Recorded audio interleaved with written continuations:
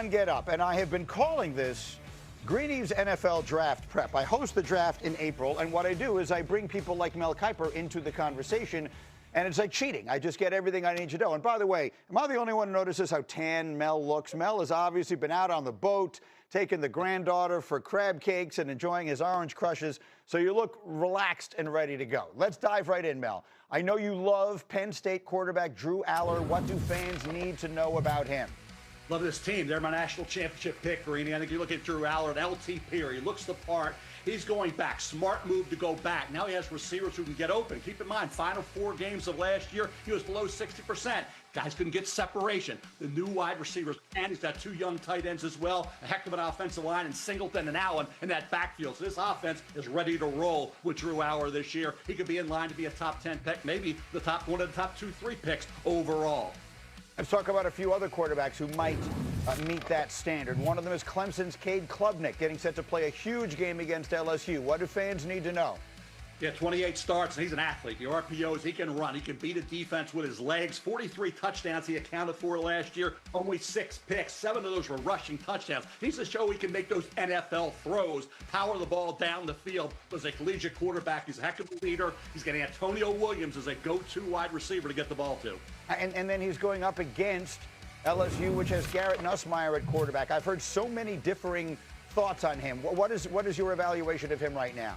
Anticipatory thrower, Greeny, but he had a stretch of 3 games where he had 8 touchdown passes, but 9 interceptions, some being pretty much all new, and some new wide receivers as well that he's got to get on the same page with. It's our Saturday night primetime game on ABC. Let me bring Greg McElroy into the conversation as well. I've heard people suggest Nussmeier versus Klubnik could wind up being a matchup with the top 2 picks in the draft, Greg. If you hear someone say that, what's your response? No, absolutely not. Arch Manning is out there naturally. We'll see what happens with him as he progresses through the season. But a couple other guys that are on my radar. Lenoris Sellers at South Carolina, outrageously high ceiling, now draft eligible. If he can improve as a passer, he'd be in the mix.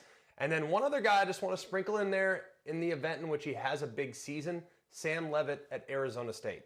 Okay. He reminds me a lot of Zach Wilson before he made the jump into becoming the 2nd overall pick a few years back. So I think that's another guy just to keep an eye on down the stretch. Okay, obviously, hopefully for his sake, the things would go a little more smoothly, making the jump to the NFL level. Let's circle it all the way back to Klubnik then. You put together some tape on him for us, Greg. What are fans watching for as he gets set to go up against LSU?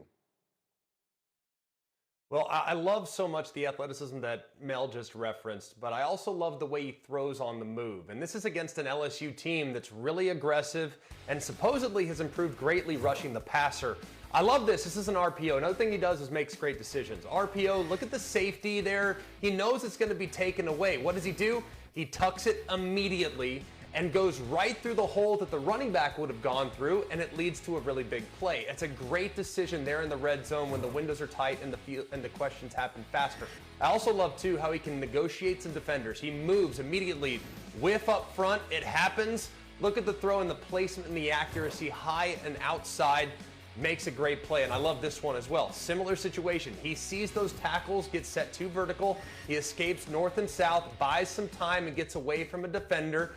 Because that defender, if he would have run more towards the line of scrimmage, he's in trouble. And look at the layering over the underneath zone defender. Perfect throw on the sideline. The accuracy and the throws on the move have allowed him to take his game to the next level because he is such a run threat. Now, like Mel said, can he make those difficult throws into tight windows as he progresses as a prospect this season? It's a monster game in so many different ways. Clemson is a lot of people. I've had many people, Greg, I think it was you who said they're your #1 team in the country going into the start of the season. They're a 4.5-point favorite, and we know that Brian Kelly has never won a season opener since he got to LSU. So, Mel, what if this one goes Clemson's way? What will they be saying down in SEC country if Brian Kelly gets off to another 0-1 start?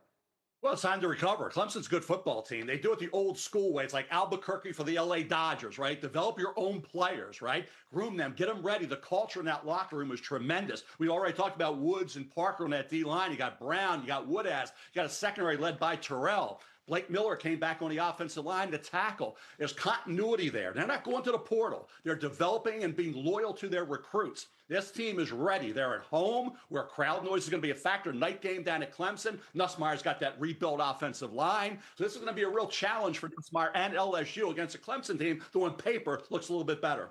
Once again, it's about as good a last week one Saturday I can ever remember, so I've asked for bold predictions from the group of analysts we have assembled today, and one of them is Greg McElroy. Greg, we're looking at LSU Clemson Saturday night primetime. Give me a bold prediction. Garrett Nussmeier throws 2+ interceptions. I look at this offensive line for the LSU Tigers. I think they're going to struggle against an elite. Remember, LSU has lost its last 5 openers. Huge game Sunday, Notre Dame and Miami. Harry, give me a bold prediction. I feel like the Notre Dame Fighting Irish defense, they're going to force 3 takeaways. When you look at their secondary, it's one of the best in the country. You have Leonard Moore, you have Christian Gray, Devontae Smith, who came over as a transfer. They're going to be able to force turnovers by Carson Beck, who struggled with that last season at the University of Georgia. And then, of course, starting your day right out of game day, where they will be doing that show from Columbus, we will get Texas and Ohio State. Greg, give me a bold prediction for this showdown. I think Texas will hold Ohio State under 21 points. Looking at the team totals, it's about 24.5. I thought that 21 was super bold.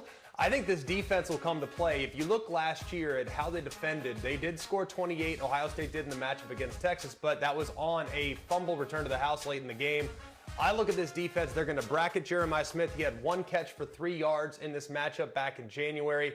I think Texas has the recipe and the pass rushers to fluster a young quarterback and create some problems for that Ohio State offense. The great Mel Kiper Jr. with us as well all morning long. And look, this debut of Arch Manning's, and I keep calling it that. I recognize that he did play a little bit last year, but Mel, it kind of feels like the beginning of something here, and something that we have been waiting a very long time to see. In all the years you've been doing this, can you remember a perfect storm of circumstances leading up to a game of this magnitude the way we are, with Arch Manning getting the start on Saturday?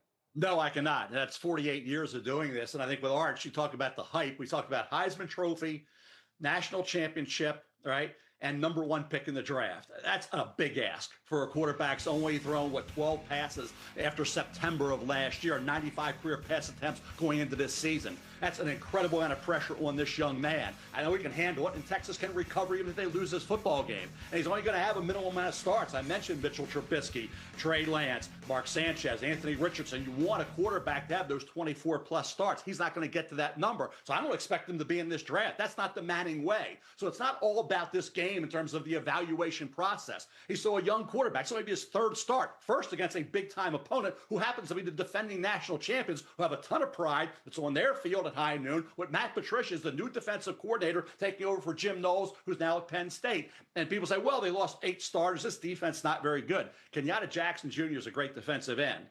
Sonny Styles is a heck of a linebacker. Caleb Downs is a great safety, and Jermaine Matthews is a lockdown corner. There is talent galore for Matt Patricia to work with at Ohio State this year. All right, so people are so interested in Arch Manning. We gave Greg a little homework assignment. Said, put together some tape for us. What have you seen in his limited action so far?